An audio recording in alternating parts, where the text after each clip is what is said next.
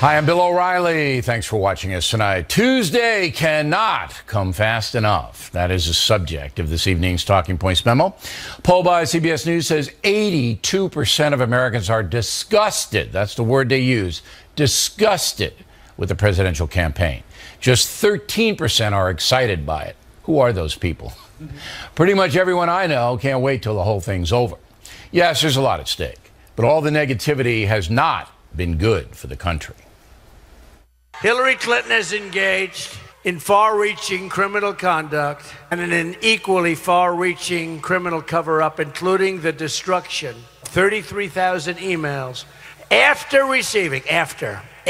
Can you imagine? Can you imagine if I did that? Oh, that alone is big problems, for which she got away with murder. Honestly, she has no right to be running. Just a few days ago, Donald Trump was endorsed by the official newspaper of the Ku Klux Klan. They wrote their endorsement under the slogan of his campaign, "Make America Great Again." They said it's about preserving white identity, and they've placed their faith and hope in him.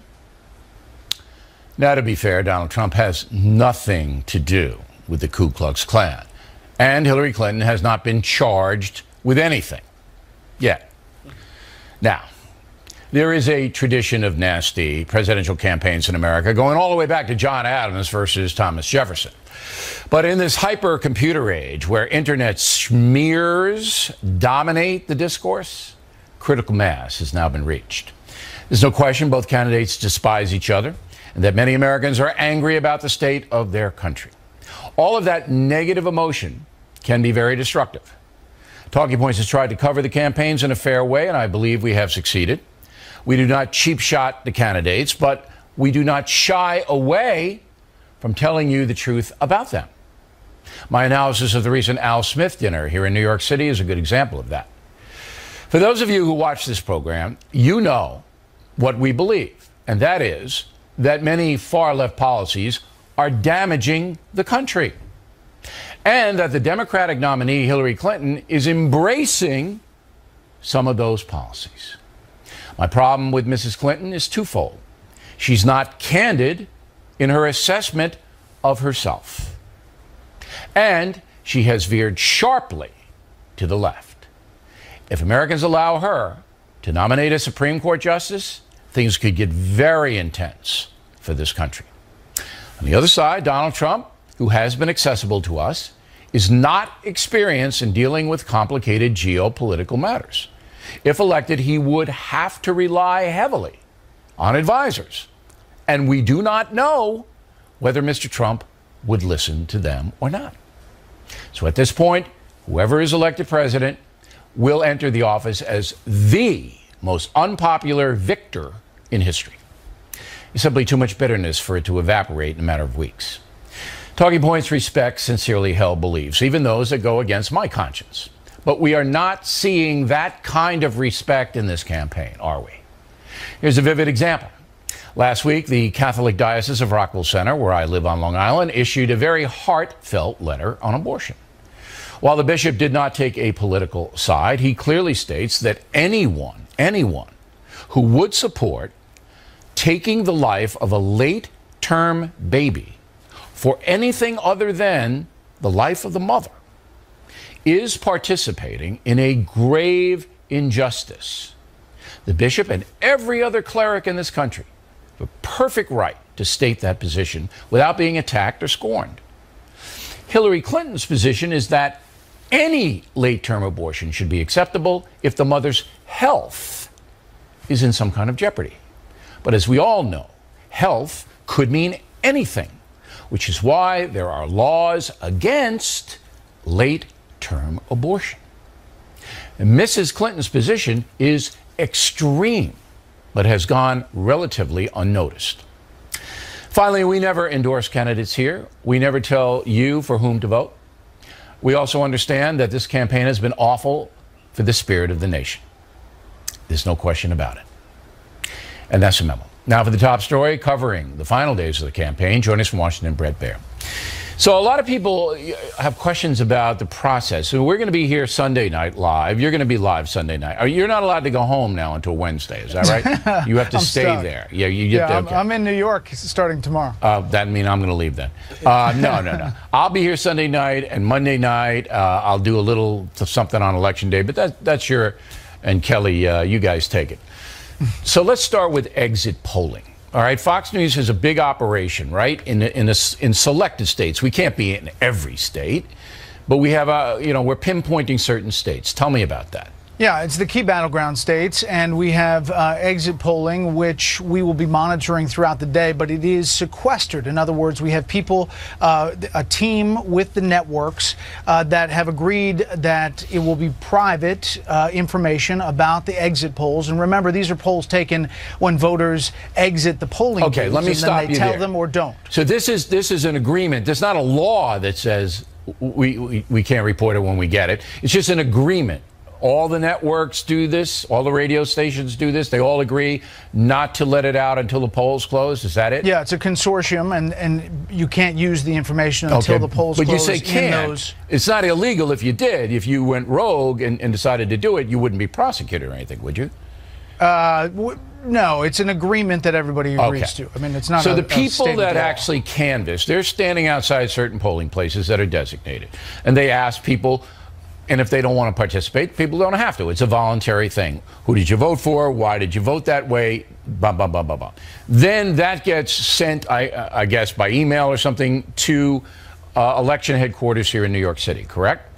Right, and where there is a sequestered group from each one of the networks and the major media organizations, and they get that data, they compile it, they look at the different aspects of it, who is Republican, who's Democrat, which way did they vote, and where their demographics fall. And they come up with we do our own, and CBS does its own. We don't share, right? We have our own, they have their own, right? The data is the same, but we do it ourselves, at Fox.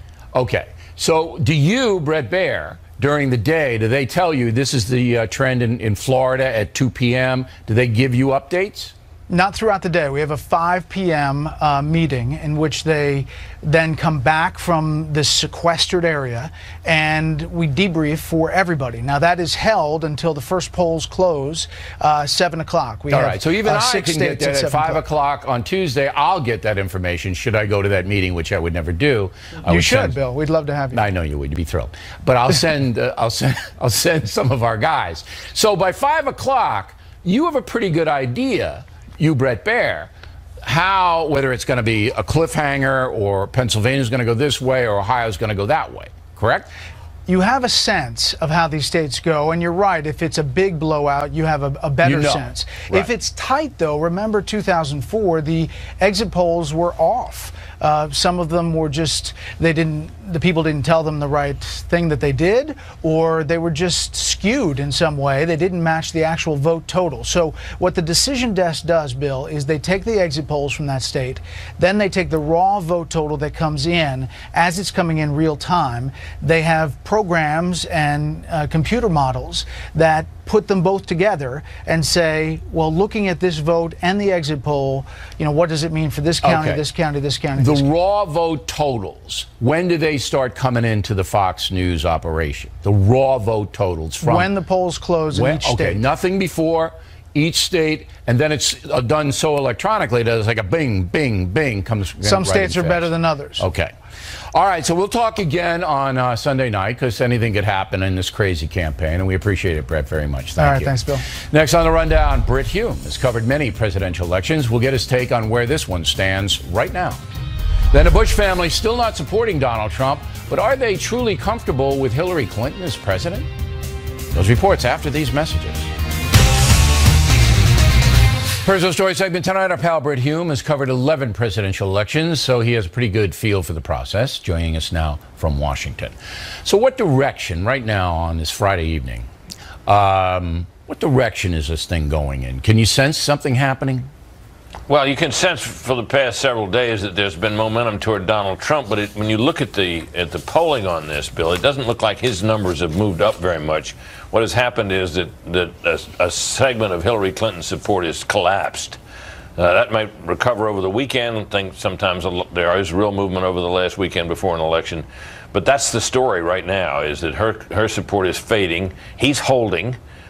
She fades enough, he could win. Okay, it's all about turnout then.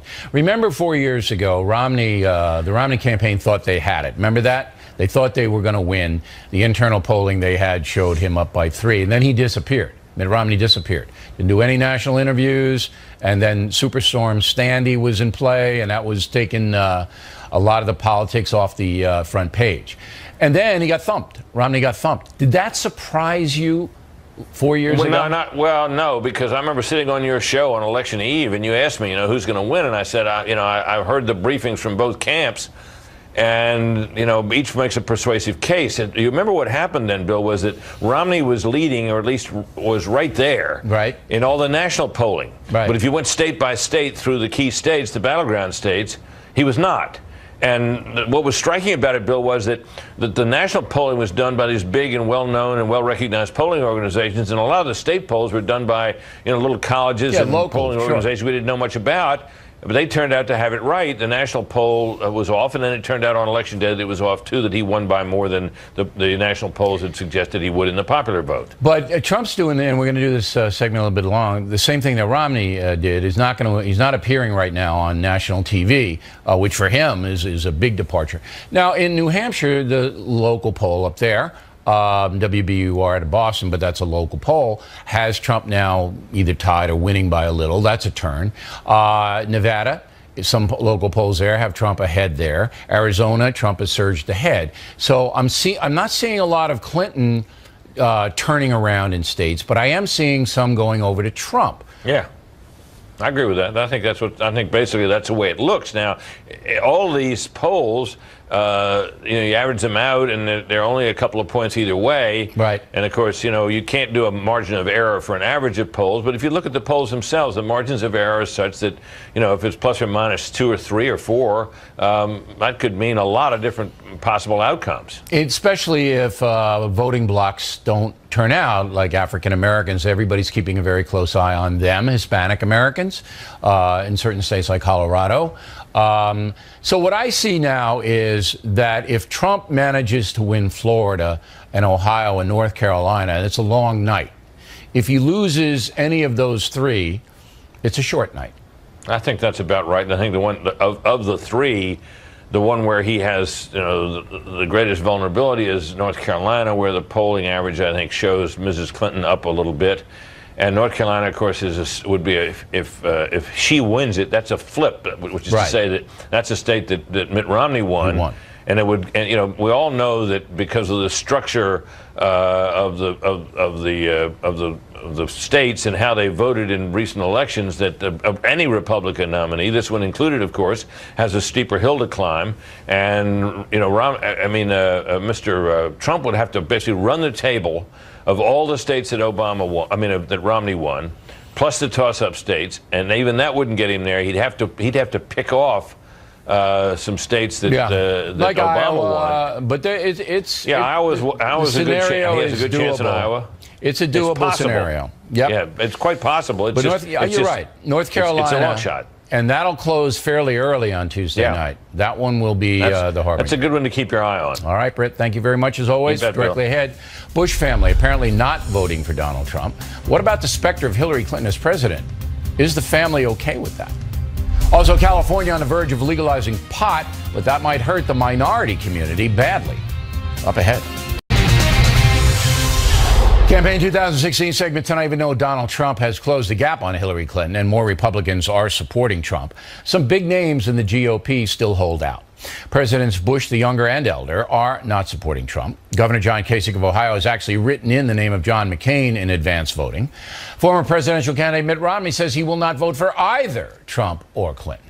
This now here in New York City, John Meacham, author of the book Destiny and Power, The American Odyssey of George Herbert Walker Bush, which is now out in paperback.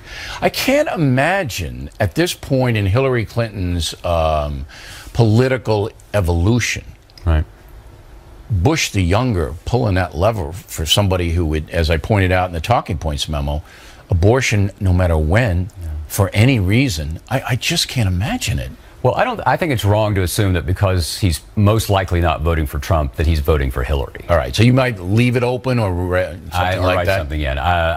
My sense is, the Bushes have been in national politics since 1952. Prescott Bush became the senator from Connecticut that year. George H.W. Bush voted for Thomas E. Dewey in 1948. They have been the architects of the universe that Trump wants to blow up. So it's sort of interesting. Why would one expect the Bushes, broadly put? But I think it's more intense than that. I think they resented the fact that Bush attacked Jeb so vehemently and humiliated him. I think that's what the driving factor is here. I think it's larger than larger. I think that the fact that Trump brought up the attacks of September 11th, I think that he has made a central issue of trying to take apart an entire ethos. And the Iraq policy, that kind of thing. And so, again, I think the Bushes get a lot of credit for a really kind of dignified silence about this. Their silence speaks I don't know volumes. about that. I think it might be a divided thing. There are a lot of Republicans who are very angry about the Bushes, not because they don't like Hillary Clinton. It's not so much Trump. You got to get behind this great guy. It's we hate her. How can you ever not help get her off the stage? That's what I'm getting. But it's not. This isn't in a vacuum, right? So if you're George Herbert Walker Bush, if you're George W. Bush, you know what it's like to be president. And they simply, I think it's safe to say, I don't think they believe that Donald Trump should be president. But they don't believe Hillary Clinton should be president either, do they? But I don't know exactly. With that far left resume she's bringing in? But we have a choice now, right, between one of the most conventionally prepared people in history and one of the least conventionally prepared. And Trump embraces that, right? Right. He says if experts were so great, we wouldn't be in this problem. He wants to blow it up. He wants to blow it up. They built it. They built it. Listen, I'm not criticizing the Bush family. I want everybody to know that. I think every American should vote their conscience. And if it were my brother who got slaughtered, somewhat unfairly by Donald Trump, I'd probably feel the same way. What about the French? I don't think it's just personal, though, Bill. I really do. I really don't. I mean, they're from Texas. Come on, they're from Texas. No, I appreciate that. It gets personal, and its family is everything to the Bushes. Family is everything. But so is loyalty. But so is the country. George H.W. Bush has always said. But they have a reason. They can say that Trump doesn't know what he's doing, and then justify the family man. What about the friendship between Bill Clinton and the elder Bush? They became pretty good buds. They were. Yeah, it was Brokeback Mountain meets C-SPAN. Yeah, for a while there. It's funny. Secretary Clinton, Hillary never really entered into that reconciliation. No. President Bush, 41, told me once in a classic WASP formulation. He said, "We like Hillary, but we don't know her." And they don't really care to know her, though. I always got the feeling they didn't want to know her. Well, there's also remember, 1992, we've all sort of, it feels like ancient history now, or the Peloponnesian War, but that was a rough thing with Bush and Clinton. And with Mrs. Bush, right? Hillary was the Wellesley graduate who didn't stay home and bake cookies. Right. That was a big But that was nothing compared to what this is. Oh, yeah, that's true. The Bush-Clinton race in 92 compared to Trump-Clinton 2016. True. Oh, my God. But remember, Ross Perot was there, and and that's why Clinton won. Well, and Mark Twain said, "History may not repeat itself, but it does rhyme." And so we've had populist billionaires shaking things up before. All right, John Meacham, everyone, check out his book on the Bush family, and plenty more ahead as the Factor moves along. Donald Trump cutting way back on his national TV interviews. We'll tell you why that's happening. Then, looks like California will vote to legalize pot on Tuesday. The unintended consequences may be serious for poor people. We hope you stay tuned for those reports. The next segment tonight, in order to win the presidency, Donald Trump needs about 45% of women to vote for him. Will that happen?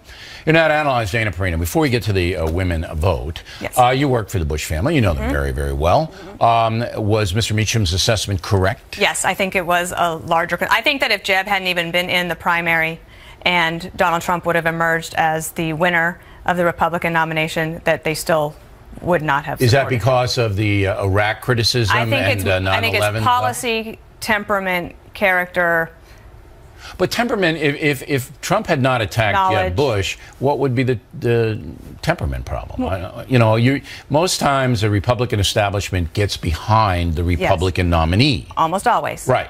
This is an unusual situation. Right.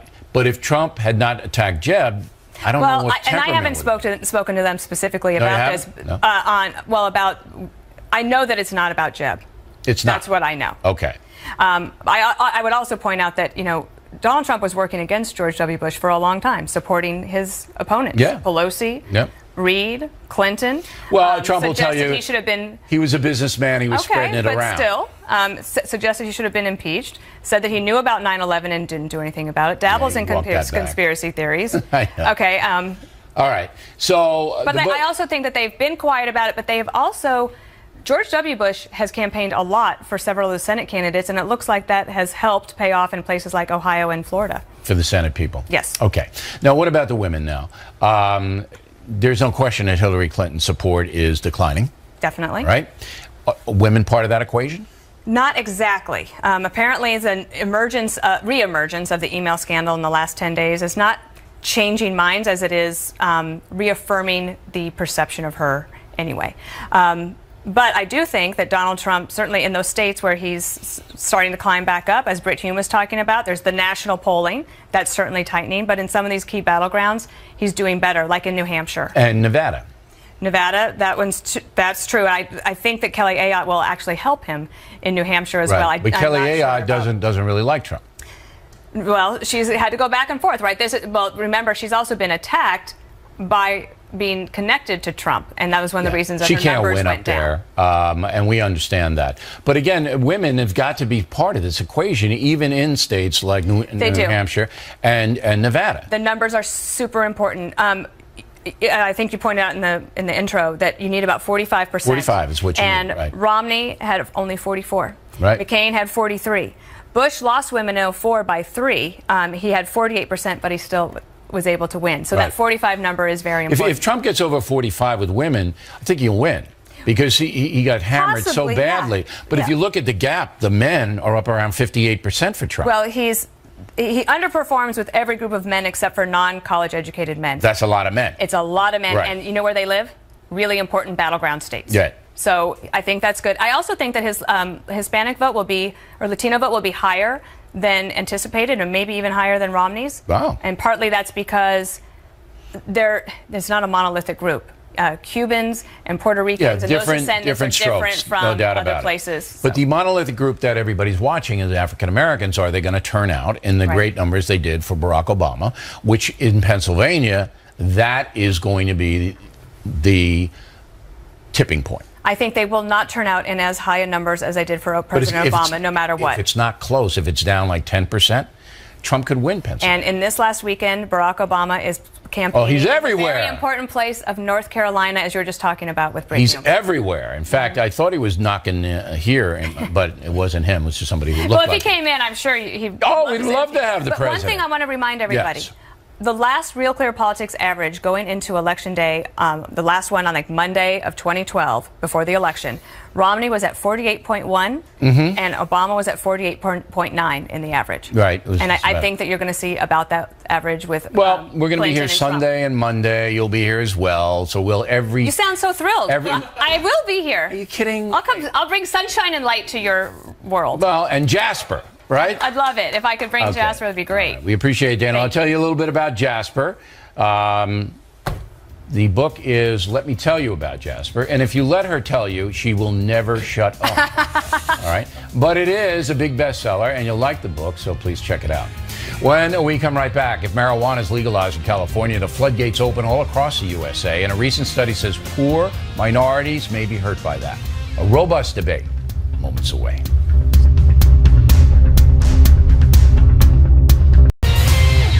Thanks for staying with us. I'm Bill O'Reilly in the Unresolved Problem segment. Tonight, on Tuesday, voters in California will decide whether or not to legalize marijuana. Latest poll out there has 55% supporting legalization, 38% opposed, 6% don't know or are too stoned to answer the question. For voting, Californians might want to consider a new study from the Journal of Drug Issues. It says that households with incomes of less than $20,000 a year, that is very poor, account for 29% of all the marijuana use in the USA. That means people who are struggling are getting stoned at an alarming rate. Here now to discuss it, Eric Bolling and Joel Rivera. This is a cause. I was reading a column in the New York Times about a poor black child who was extraordinary in school. And the reporter, the columnist, went to the kid's house. And the first thing that they noticed when they walked in was the reek of marijuana throughout the house, all right, and the lack of one single book within the house. Nevertheless, this child was excelling in school. But the column was, what kind of chance does he really have against people with a stable environment? So I see the legalization of marijuana as making it easier for people who are desperate, hopeless, to get hooked on this substance. That's how I see it. Well, I appreciate that, and it is of great concern, and the statistics are alarming. We need, obviously, as marijuana is legalized, as it certainly will be in this country, I think all 5 of the states, California, Massachusetts, Maine, Arizona, and Nevada, I think that all of them will approve the legalization. So it is obvious that as we legalize, as inevitably we will end reefer madness and the pot Not in some prohibition, states, though. I think that all 5 will go. You're not going to get it in the South. Not going to happen. Well, I'm talking about the 5 that are on the ballot. Oh, right no, now, the 5, yeah, but look. Wait, let me finish my point. My point is that what we need, along with that, is an intensive public education campaign to tell people against tobacco, because this exactly tracks who is the people that use cigarettes. Poor people. Disproportionately, it's the same people. We must do that, but I have to point out that the real public health hazard to those poor people smoking pot over the last decades has been getting arrested for pot. Almost 10 million of them. Almost 10 million of them in the last decade. That's the real public health crisis. Most of them get a ticket for it. Now, Bowling, my thing is the real health hazard of pot is the de-incentive, all right, to make something of yourself. And you see it.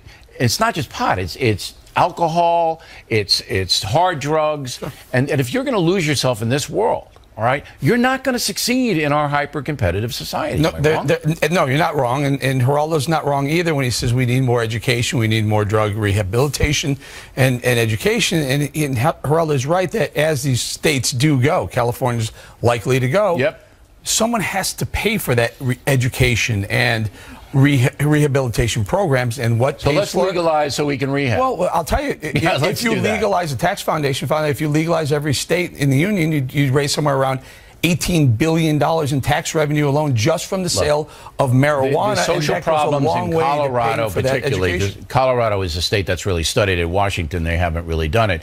The social problems have almost overwhelmed the tax revenue. But what I'm trying to say to you is that the only way this works, and I agree with you that most states are going to legalize marijuana, is if you do a tobacco campaign. And the tobacco is legal in America, but it's like you're an idiot if you do it. Right. You're going to get lung cancer. You're going to have emphysema. Exactly. Your heart's going to give out. That's the way to do it. Well, you've got to do that with marijuana because now it's glorified. It's glorified now. I think the happy happenstance is that all 3 of us agree that we need this massive public education campaign. I mean, if you're going to say bad things about marijuana, maybe somebody would listen because look at you.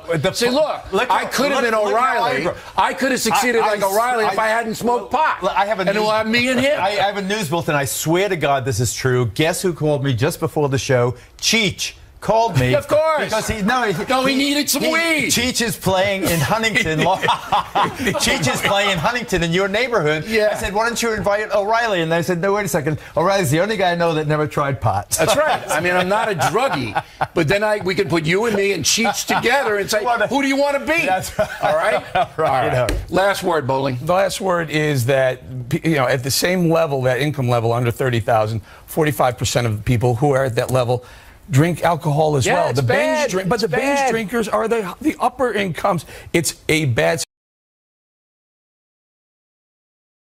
It's illegal, and we haven't made alcohol illegal. We have an education program. Did, but we're never going to get out of poverty ever if you get into substance. But you'd rather have them smoking in their mother's basement than in jail with us paying. I don't want them in jail. I've always said that, but I want society to say it's not a good thing.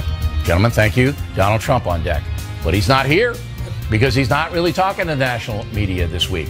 We will find out why and have a brand new Fox News poll number that may surprise you. Right back. Back in the book segment tonight, The Factor has learned that the Trump campaign has pulled back their candidate from doing national TV interviews. The question is why. Joining us now from Los Angeles, Justin Wallen, media strategist, and from Washington, Michael Maslansky, independent pollster. So first of all, the new Fox News poll just out today has Clinton up by 2, 45-43 over Trump, but that's a tie with the margin of error. So the strategy, even though Trump has been on the ascent since October 15th, all right, and he did do some interviews, couple with me, couple with Hannity, and it seemed to be working, his strategy, Mr. Maslansky, of doing selected interviews of people he knew he was going to get a fair shake with, but now he's not doing any. Is that smart? Yeah, I think it is smart. I mean, his own worst enemy is still himself. And whether he did a couple of good interviews or not, if you go out and talk to the media, then you're unscripted and you lose control. And his campaign has been trying to keep him under control since Kellyanne Conway joined. So I think that's one good reason to do it. Right now, the story is all about Hillary Clinton and the FBI. And so why get in the way of that? And ultimately, you've got undecideds out there. Anybody who hasn't made their decision yet doesn't like either candidate, and they're deciding who to hold their nose for and not show up at all. Or not show up at all. Do you feel the same way, Mr. Wallen? Well, as a matter of fact, I don't. I get that. I get the argument, and it makes a heck of a lot of sense. Trump is his own worst enemy, and Team Trump is terrified, and it should keep them up at night if he's going to make an unforced error and say something wacky. I mean, what he said is the source of all problems, including the internecine warfare we see in the Republican Party. However, the one advantage that Donald Trump has in terms of his campaign is simply this: earned media. He's gotten billions of dollars of it, and he doesn't have the campaign funding that Hillary Clinton does have. He doesn't have the ground game that she has. The one thing he's got is that ability to generate news. But and he gets it anyway. Well, he hasn't really gotten it anyway because, as Mr. Wallen pointed out, it's been Hillary Clinton who's generated the news because of the FBI thing. But here's the one thing I want you both to consider. Mitt Romney went to ground the last week of his campaign because he thought he won. And Mitt Romney was not a guy that made a lot of unforced errors. We offered him a full hour here the night before the debate, the night before the election of 2012. All right, he passed. He didn't want to answer any questions. He thought he had it won. I'm not sure whether the Trump campaign thinks it has it won, although they are on the ascent. But I'm not sure whether this is a good strategy or not, because Donald Trump is his own best salesman, Mr. Maslansky. Yeah, but I don't think that he is his best salesman anymore. If you look at the last 2 months of the campaign since the debates, the candidate that's been in the spotlight has dropped in the polls. And so right now there is an opportunity for him to take a step back, let things play out on the Hillary front, and see what happens. I don't think he's got any ability to introduce new people to a positive message about his campaign at this point. We've all seen everything that there is to see on the positive front. Listen, that's certainly a legitimate point. Mr. Wallen, I'll give you the last word on it. Go. Well, I mean, to his point, I mean, Nate Silver said back in May that if the Cubbies won, then it would be Donald Trump being the president. But I would say he has to punt. He's close, but he's not close enough. And he needs to take that gamble, because without it, he can't rely on gravity pulling down Hillary Clinton to where she needs to be. Gentlemen, thank you very much. And we will tell everybody that we have invited both Donald Trump and Hillary Clinton on this program Monday evening. And we do the whole program with both of them if they show, and we'll see what happens. If one does, we'll give him or her the time. Back to tip of the day. Remember that song, Happy? Well, the guy who sings it, not really happy about the election. The tip will tell you why moments away. In fact, the tip of the day, even the guy who sang the song Happy is not happy over the election in a moment. First, a great weekend to pick up tickets for the Spin Stops Here shows in 2017. As you may know, we have added Waters to Miller and Me, and we'll see everybody in Tulsa, Oklahoma, Reading, Pennsylvania, Omaha, Nebraska, Tacoma, Washington, Westbury, Long Island. All details on BillO'Reilly.com, and we will even link you to the box offices. Now, tickets are going fast. They will sell out. They make great Christmas and Hanukkah gifts, which is why we're putting them out there now, so if you want to do that and get a chance to pick them up. Now, the Mail, Maureen Brennan, Aurora, Colorado. I don't understand why there is an outrage that Hillary Clinton's aide, Huma Abedin, was working for the State Department and the Clinton Foundation at the same time. Ms. Abedin was given the status of, quote, special government employee, unquote, which allowed her to double dip. Jeff Tedrick, Somerville, South Carolina. Bill, you are the most naive person in the world if you don't know why Hillary Clinton will not do an interview with you. When Trump's your guest, you hammer him worse than the FBI did with Hillary. Mr. Trump survived the chats in fine fashion here, Jeff. So did Mrs. Clinton back in 2008. Jim Maxidon, Tracy, California. Justice Department official giving John Podesta a heads up about a congressional questioning is corrupt. But Rudy Giuliani delivering FBI information to Fox News isn't? That's just desperate, Jim. Desperate. The mayor's a private citizen. If he has information, he has a right to state it. A government official whose salary is paid for by you and me has no right to secretly play politics. Good grief. Dr. Sal Matola, Phoenixville, Pennsylvania. I believe the factor covering who the Bushes are supporting will have a negative effect on Donald Trump. Please reconsider. We don't select stories based upon who they will help or hurt, Doctor. Come on. We select stories based on news value. Li Meng, Xiaomen, China. I believe the election of Trump would indicate that traditional American values and the market economy will be upheld. Way to go, Lee. Nice to hear that from China. Juan Carlos Garcia, Dominican Republic. Trump supporters are electoral rebels who will turn out to vote. I don't believe Clinton supporters will do that to the same extent. We will see. Elizabeth Madden, Georgetown, Indiana. O'Reilly, you stated long ago that this election would be the most vicious of our lifetime, and you were right. Fred Borjali, Flushing, Michigan. Today is the 95th birthday of Jim Jarvis, the second oldest survivor of the USS Indianapolis sinking. Well, happy birthday, Jim.